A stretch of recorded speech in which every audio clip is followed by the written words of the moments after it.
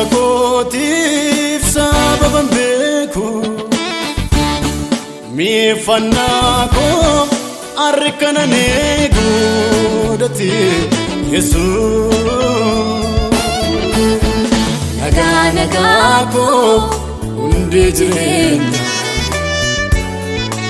amanannaa koo Yesuus naaf qabeenya. Nagaa nagaa koo hundi jireenya amanannaa koo Yesuus naaf qabeenya.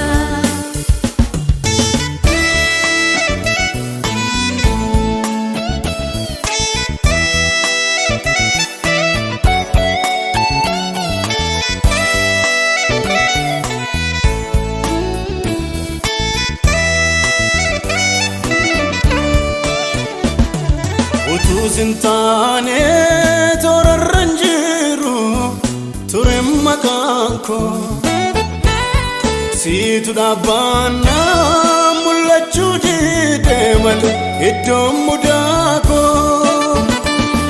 jalalake nan jallato memani fulana matti situ jirafani lubun jiradeka Amarati. Nagaa nagaa koo hundi jireenya amanannaa koo Yesuus naaf qabeenya. Nagaa nagaa koo hundi jireenya amanannaa koo Yesuus naaf qabeenya.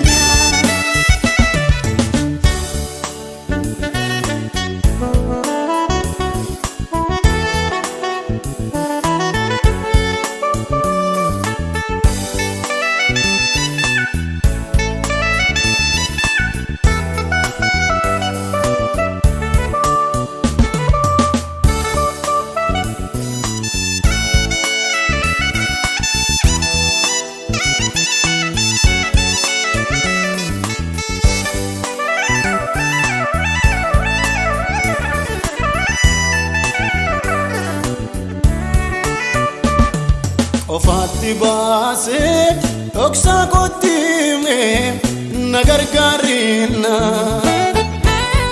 jedhee abdaadhe namni ni maadhees yoo ta'e diina. Hirkinfannaan koo idda garaarraa dhabus furmaata namni jabaate eege guyyaa kee garuu harka ulfaata.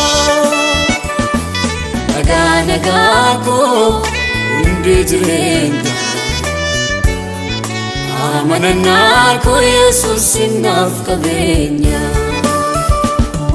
Nagaa nagaa koo hundi jireenya amanannaa koo Yesuus naaf qabeenya. Nagaa nagaa koo nagaa nagaa koo anaaf abbaa koo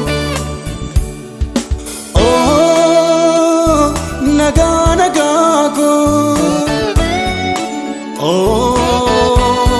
nagaa nagaa koo anaaf abbaa koo.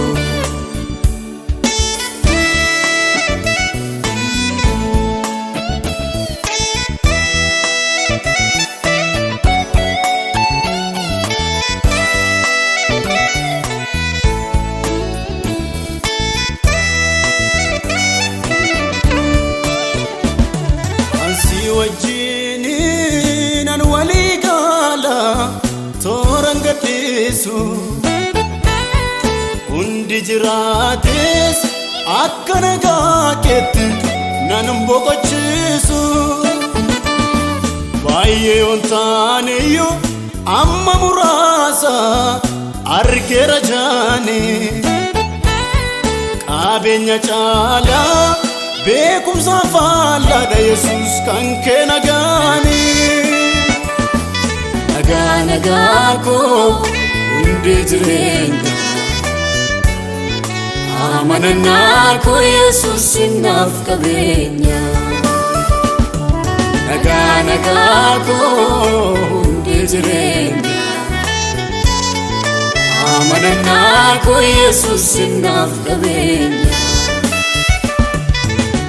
Nagaa koo hundee jireenya. Amanannaa koo Yesuus naaf qabeenya. Nagaa koo hundee jireenya. Amanannaa koo Yesuus naaf qabeenya. Nagaa koo hundee jireenya. Amanannaa koo Yesuus naaf qabeenya. Nagaa koo hundee jireenya. Amanannaa koo Yesuus naaf qabeenya. Nagaa koo hundee jireenya. Amanannaa koo Yesuus naaf qabeenya.